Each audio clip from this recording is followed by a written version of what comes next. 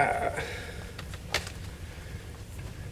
everyone, this is late in the day, second day. We're all a little tired after lunch.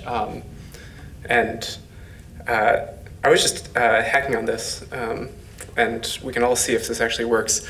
This, you can see on the lint warnings, if you go to Google and start using 2 space indents, no one is happy with you. But this was just, this has very little to do with my talk, but I just found out recently that Pygame, you can hook into like Matplotlib and do like really cool interactive graphics. So I'm going to be talking all about MCMC today, and these are Hamiltonian trajectories, so this is what like PyMC will do for you. We'll make things like this, and this is one of my favorite probability distributions. It's just it's a donut, and you can make it skinnier and skinnier, and it gets harder and harder to sample from. But yeah, if you start from far away, it does some wild things. Anyways, so we're having fun. And that was all built on JAX. So good introduction, Colin. I am Colin. I'm a software engineer in Google Research when I pitched this talk, and at Google DeepMind now that I am here. And I'm really excited to be in Burlington. I went to college just south of here in Williamstown, Mass, and Burlington was always considered the cool place on Route 7 to be. So this is the first time I've ever been here, so I'm like really excited. I hope for this to be a pretty relaxed discussion. I hope I don't get to the end. I'll warn you that the last few are just the worst slides, so if you ask me some questions beforehand, we won't have to see them at all. And we can just do a hard stop at... we're starting early, so I'll even say we can do a hard stop 2 minutes before 2:30. So this will be great. And there is going to be a lot of code. You shouldn't understand the code. You might, and you should feel great if you do. But a lot of it you can let it sort of wash over you. If you heard the phrase taking a forest bath, you just go walk in the woods and you feel a lot calmer. So this will be like a code bath. And you can see probabilistic programming languages. You can see what they look like, decide if you like them. Who has done Bayesian statistics before? So we got, okay, great, we have a bunch. And one of the best things about Bayesian statistics is the Metropolis-Hastings algorithm is really easy to implement, and it's surprisingly useful. Originally, if you're going to build atomic bombs, but more recently, if you're going to do other like good science things. So this is implementation of Metropolis-Hastings, and I'm going to use it to motivate why we might use JAX. And the way Metropolis-Hastings works is you start with a point anywhere, and our goal is to sample from some probability distribution. So like maybe a normal distribution. So what we're going to do is we're going to take our old position, add a little bit of noise to it. So we'll add this is adding some normal noise to our original position. We compute the log probability at the new spot, and we compare it to the old spot. So for those of you who haven't stared enough at log probabilities as opposed to normal probabilities, I did a little bit of math on the left-hand side, and we're comparing whether the probability of the new spot divided by the old spot is bigger than some uniformly distributed random number. Some things to notice about this comparison is if the probability of the new position you're proposing is higher than the probability of the old position, you'll always go. If it's lower, you'll sometimes go. You'll decide whether or not to.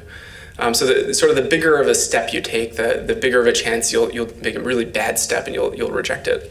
But it turns out you want to reject like 3/4 of the spots anyway, so you sort of pick a good step size. And then here's what happens if we run it. So this runs in JAX. I'm wrapping it in this JAX scan, so I'm not using a for loop. I'm using a scan instead. That's just how JAX spells a for loop, and that's so that it can differentiate through it. And what I'm passing in is 128,000 random keys.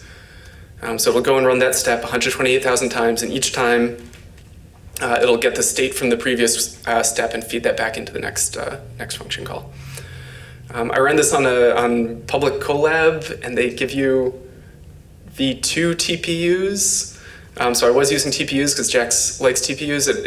It runs in like 0.6 seconds on a CPU, so it's fine on the Colab CPU. And this is actually the same distribution as I was just showing that I was messing around with. It's some sort of donut distribution. And it did an okay job. It has some trouble going around the sides, and sometimes it'll turn around and go cover spots that it's already found. If you do the math asymptotically, if you ran this forever, it would do the right thing, and you'd sample exactly from the right probability distribution. But we don't have infinite amount of time. We have 418 milliseconds, so we did an okay job. There's also that weird little thread going from the center. I initialized right at the center, just to show you that there is some sort of like burn-in where it has to go find the donut at the end. The donut distribution is nice because it'll always find it no matter which direction it goes, as long as it makes it far enough. But here's one great thing I like about JAX. I wrapped the step function in a JAX function called VMAP. So JAX has a bunch of these functional transforms that eats functions and gives you back functions. VMAP is one of them. And VMAP will just vectorize your function. So we wrote our function thinking about taking a single point, making a proposal, and accepting or rejecting. Once I wrap it in VMAP, I can take a whole vector of points, look at all of them at the same time, and accept or reject whichever ones I want to accept or reject. And so this time, and I did 64,000 steps because Matplotlib starts having trouble if you do more. But it took a little over a second, but I guess I'm drawing 64 times as many Metropolis steps. So I get a bunch. It was really easy. I didn't have to go rewrite my code to make sure that it was like vectorized and batches pleasantly. So that's a really nice thing about JAX. Let me pause for a second. I don't expect, it takes like a second to write like VMAP'd code. There's a really pleasant section in the JAX docs that shows like what it looks like if you wrote it as just like a normal Python function. And I always copy paste that above where I'm trying to write a VMAP, and then it works. Same thing with scans. Let me pause and see if everyone's happy or upset about VMapping. We're relatively happy. We got some thumbs up. That's great.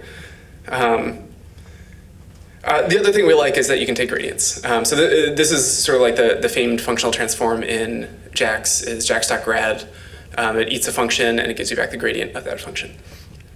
I don't know, like it feels like a calculus test if I like come in here and show like that, like, oh, jax.grad of jnp.sine gives you jnp.cosine, and like you plot them over each other, and everyone's like, should it be a negative cosine? I don't know. I'm just doing f prime here, and there's not even a picture, so I can't get the calculus wrong. I've gotten very bad at doing gradients by hand because of this. Any questions on that one? You can notice that f prime is also a function, so you can also take a gradient of that. So that's kind of neat. Cool. So this is just a whirlwind introduction to JAX. I don't have to introduce the syntax. The syntax is exactly the same as NumPy. You can find most NumPy functions already implemented. So you search for JAX NumPy dot whatever, and you'll find the right function. Okay, so now we're going to take a hard left turn into Bayesian statistics. I have a little open source library called Bayou. Much like scientific Python somehow got around all reasonable style rules, and you import stuff as some other stuff. NumPy is NP, pandas is PD. JAX expects you to have an X somewhere in the name. And then Bayou I thought looked a little like Bayes. So I was delighted with this. I did some research into Bayou. It's got a tapestry. It's supposed to be a very nice town to visit. I've never been there. Bayou itself is already taken on PyPI, so you have to do this -ml when you pip install it. Otherwise, you'll be surprised by the functionality you get. So here's the example API. When you're doing Bayesian statistics, one of the nice or not nice things is that you don't have to worry about the normalizing constant. If you have a probability distribution, you integrate it, the answer will be 1. but sometimes it's hard to come up with a constant of integration. Sometimes the constant of integration has pi's and sigma squares and stuff, and you just don't feel like writing it down, especially once you pass it through a log. And so it turns out that MCMC can usually work with a normalized log density. And so Bayou's API expects a log density that's written in JAX and a test point, which is any thing you can hand to that function and come out with a single float. And that float should represent the log density at that point. I'm saying thing because it's not always a number that you put in, and it's not even always an array. You can pass in dictionaries or data classes. So if you stare at this, you can take the log of that left-hand side and figure out that if you set sigma squared to like the right number, you can ignore the denominator up there, and if you set mu equal to 0, then this is just negative x squared is your normal distribution, the log of your normal distribution. So that's nice. So this is how you read a model into Bayou. Then what do? Then we can just sample. So you call .mcmc.tfp_nuts that uses the no U-turn sampler, nuts, as implemented by TFP, which is TensorFlow probability. I was going to say this talk will be awkward. This talk will continue to be awkward because I'm on the team that helps maintain TensorFlow probability. I usually won't use the nut sampler that we implemented there. But you can see on the left-hand side that looks convincingly like a normal distribution. I have no idea what the standard deviation is on this one. You could do some math on the previous one if you wanted to tell me later. So right, we used TFP nuts there. NumPyro nuts came out of the Uber Labs, and they spun it out into its own open source project, and it continues to be maintained by a very good team, one member of whom sits next to me at work.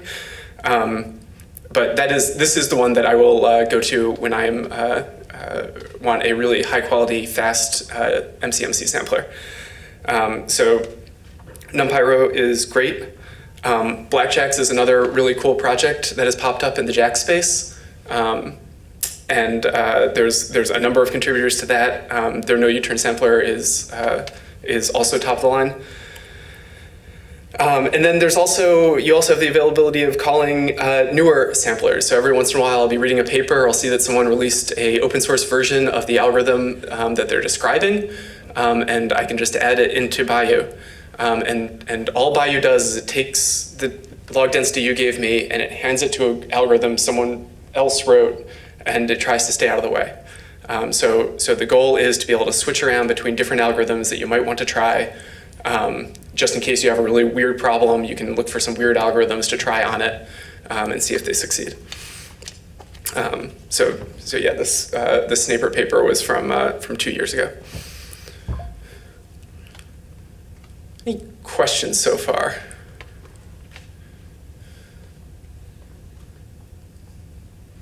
I should have mentioned at the start as well.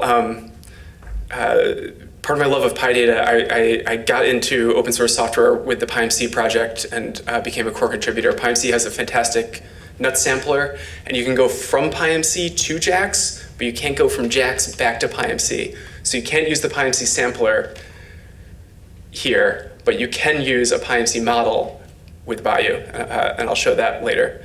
So that's how this will continue to be awkward. I will badmouth both PyMC and TensorFlow probability and tell you to use NumPyro for some reason, because it's excellent. Snaper is also cool. All the nuts samplers should do more or less the same thing. Snaper does something different. So if your problem doesn't work with nuts, maybe you'll have some more luck with Snaper.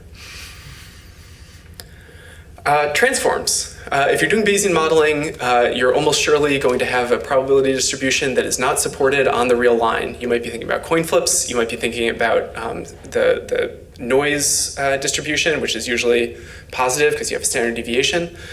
And so Bayou also takes a third argument that transforms a number on the real line to a number in the support of your distribution.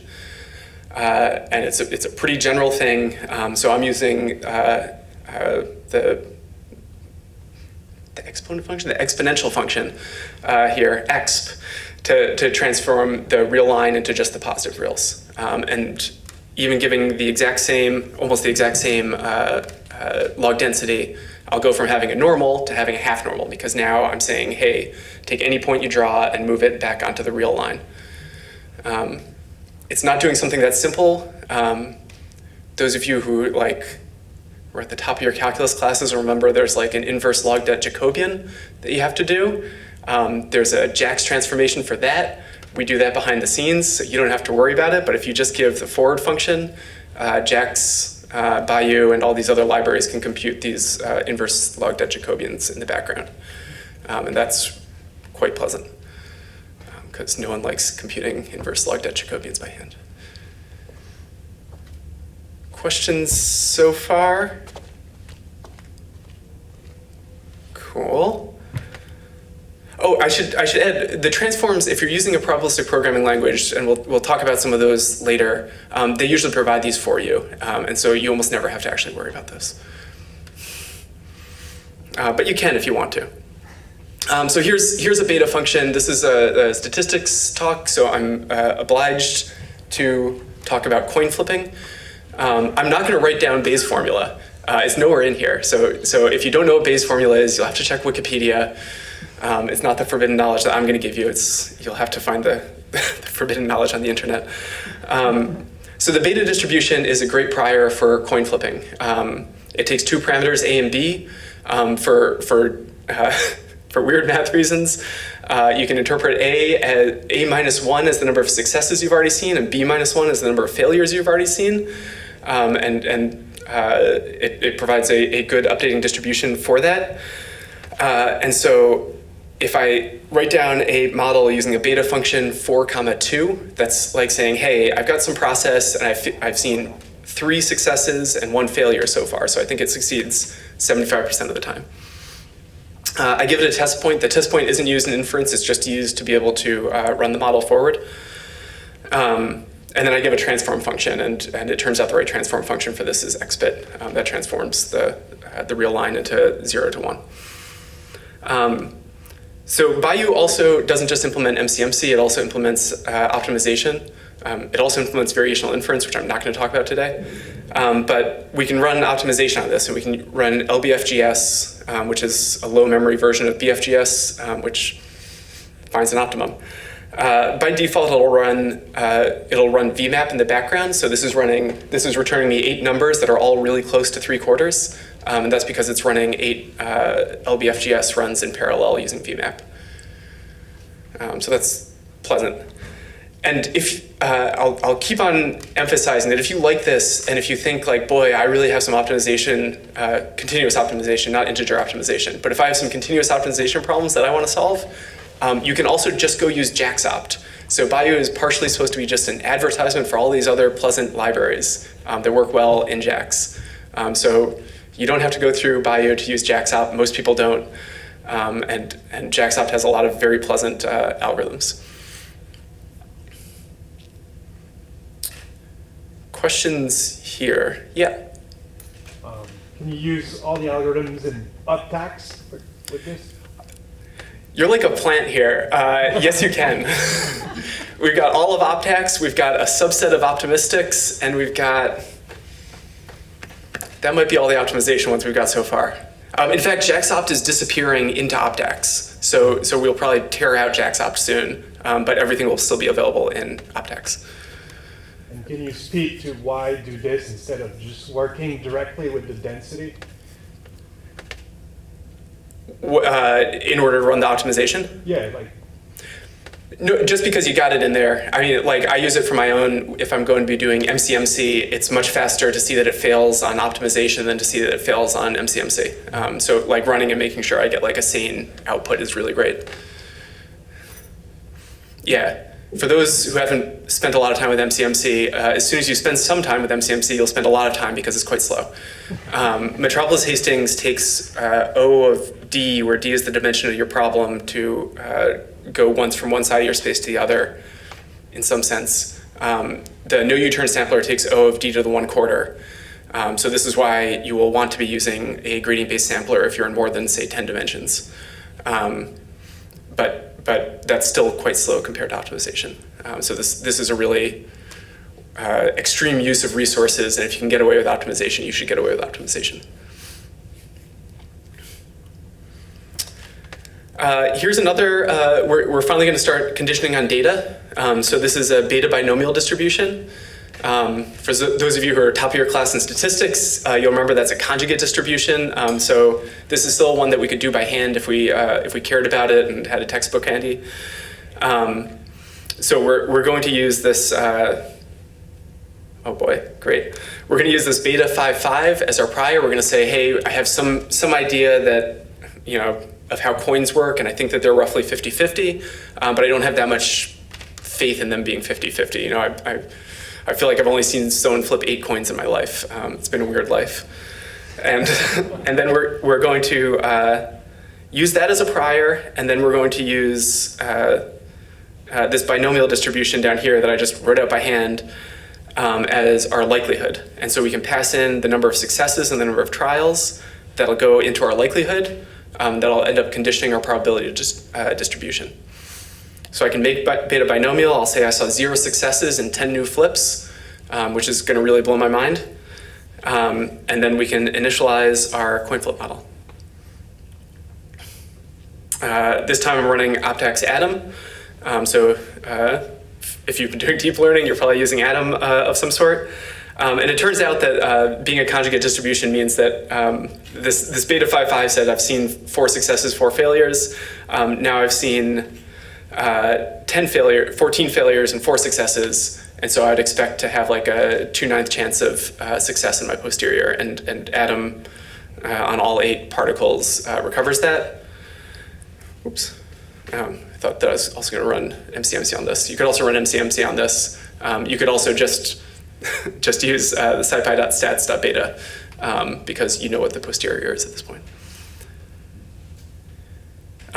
But the whole point of this is to get to this really ugly looking distribution. So I feel like maybe some people, depending on how sleepy we are, could have kept up with what's going on in make beta binomial here. And that's fine. But once we get to this one, it starts to get pretty dense. I'm defining all my probability distributions by hand. I'm moving all the parameters around, and it'll work fine. But it's a little bit ugly to write down. The one thing I will point out on this one is that params I'm expecting to be a dictionary, and I'm going to unpack that dictionary and use that to compute my log probability. So Bayou will work well with that. So I pass in a test point that's also a dictionary, and my transform function is also a dictionary. It has to eat something in the same shape as the point that comes in, output something in the shape that came in. And then I can go and run my model, and I'll get posterior expectations over all of the parameters that were in that model. But it was it was hard to write, and I don't know if it was correct. I still don't know if it was correct. I think it wasn't the first time I wrote this, it wasn't until I compared the posterior plots, I tried to put them next to each other, and they were obviously different, and so I had to go and do some debugging.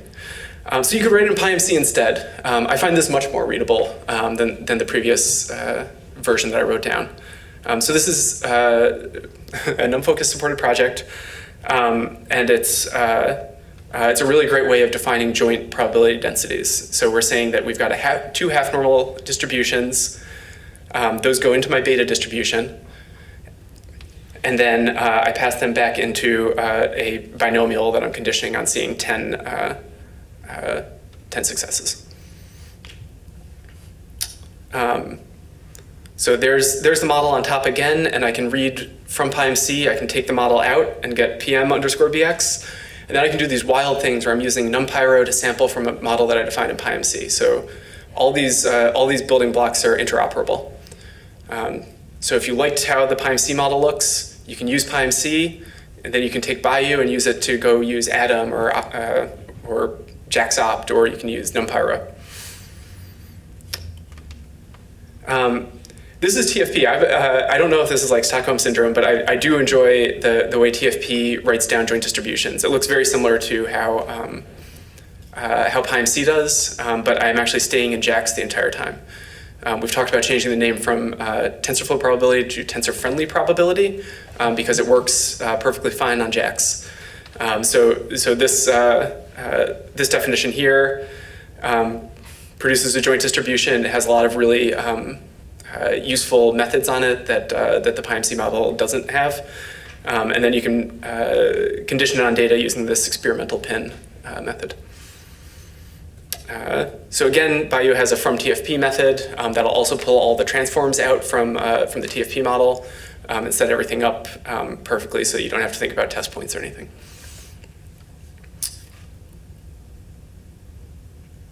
Okay, let me pause there on sort of writing things down. PPLs, why you would want a PPL. I'm hoping that like 1,000 PPLs bloom because you could write a beautiful programming language and then plug it into Bayou and have access to top of the line samplers and optimizers. And that's sort of my dream for this, but I don't know how to write a beautiful PPL. Yeah. Nothing of this. Okay. I'll wait for a microphone. Hey, so speaking of PPL, is reading Stan programs on the roadmap? That would be awesome. Yeah. So Stan, which is also a NumFOCUS supported project, and up here, I should. I haven't gotten around to it, and like it's. I'm sort of a read-only Stan person. Like I can read the models, but I don't write the models. But yeah, it would be possible with like command Stan or something. Yeah. Yeah, I sort of want to finish up, and I promised this hard stop, and I also want to stop for some questions. So I'll probably just do sort of rush through these for 2 more minutes. This is sort of meant as a map of how the Bayesian landscape has changed over the last few years. So PyMC I was involved in. MC down here is extremely well cited and has like, if you do astrophysics, you've used MCMC. And I urge you to read this Bayesian workflow paper. It's really good. It's turning into a textbook. It's really long, but you can kind of flip through it. They define this like sort of big process, and it used to be that every library would own every part of that process. And then we, along with NumFOCUS, had a lot of success a few years ago peeling off model evaluation from this Bayesian workflow. And so now RVs works as a model evaluator for most of the Bayesian ecosystem, and it works really well with a lot of these libraries in Python. And that went so well that my goal is to peel off a few more nodes here that you can work in Bayou with them, so that you don't, so that these PPLs don't need to do quite as much work for themselves. And so you can see in the top right, these are some of the libraries that are integrated with Bayou. And then I also like the repr that Bayou implements on its models to actually tell you everything. So I just printed that out for myself, and these are all the methods that you can use if you load a model into Bayou.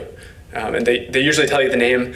And we just merged a real bank shot of a MCMC sampler that is written in Rust, compiles to JAX through Maturin, and then you can run it on your GPUs or TPUs. And it's I'm really excited about it because it's a nuts sampler, but it does something different. So I think the person who implemented it says they see it going faster than PyMC, and so I'm excited that it might be a new best sampler to use. And that got merged two hours ago. So that's it. I'm happy to take any questions y'all have.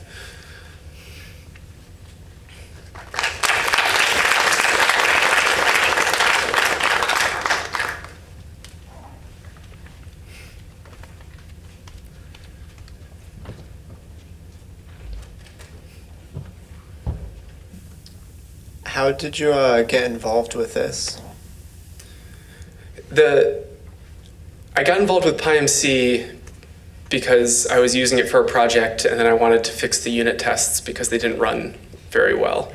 If a statistician writes a unit test, they write a statistical test and it fails 5% of the time, which is like a reasonable thing to do. But yeah, so that's how I got involved in PyMC and then in open source. I got involved in Bayou because I wanted to be able to, because the TFP sampler wasn't as good as the NumPyro sampler, and I wanted to be able to use my TFP models on NumPyro, and then realized that I could do a lot of other things as well with the same API. So this has been a project that's been brewing just in my experimental folder for 3 or 4 years.